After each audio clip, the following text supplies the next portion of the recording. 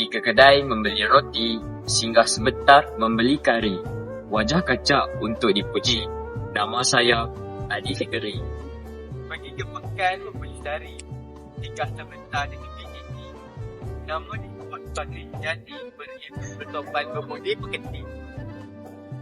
Pergi ke pekan membeli sutera, singgah sebentar di gerai lama. Nur Anatika ceria sentiasa, senyum manis penyejuk jiwa.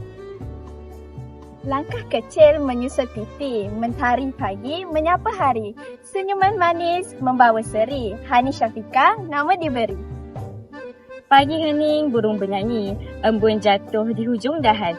Masya Adila perkenalkan diri, manis senyuman tenang perwatakan.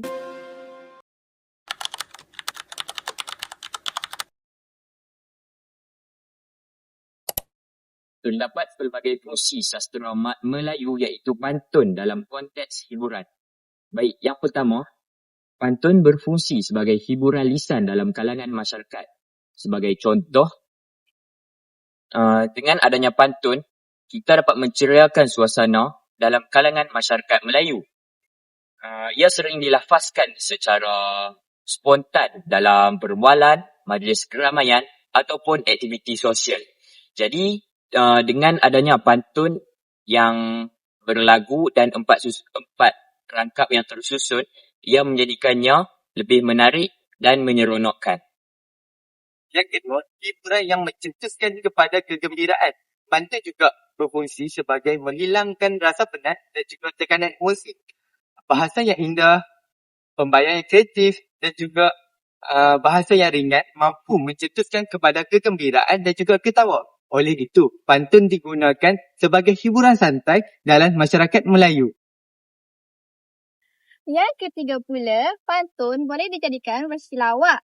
Tapi dalam versi lawak yang sopan. Dia tidak mendidik kita secara kasar. Cuma gurau sikit-sikit je. Jadi, pendengar yang mendengar pantun tersebut boleh tersenyum tanpa kecil hati. Yang keempat, pantun berfungsi sebagai alat hiburan yang menggalakkan kita dalam interaksi sosial, terutamanya melalui aktiviti berbahas pantun. Dengan itu, suasana dapat menjadi lebih hidup, mesra dan menyeronokkan. Sekaligus, kita dapat mengeratkan hubungan antara sesama ahli masyarakat. Anak kera di atas bukit, makan pusang di dalam raga. Janganlah marah walaupun sedikit, sekadar gurauan menghibur jiwa. Kawan-kawan, dengarkan pantun tadi. Pantun tadi merupakan contoh yang sesuai dalam konteks hiburan. Fungsi sastera yang jelas digunakan dalam pantun tadi ialah hiburan kerana pantun tersebut hanya digunakan sekadar gurauan dan bertujuan untuk mengeratkan hubungan sosial dalam kalangan masyarakat dan menceriakan suasana. Secara keseluruhannya, pantun sebagai sastera Melayu berfungsi sebagai hiburan yang menyeronokkan, beradab dan bermakna.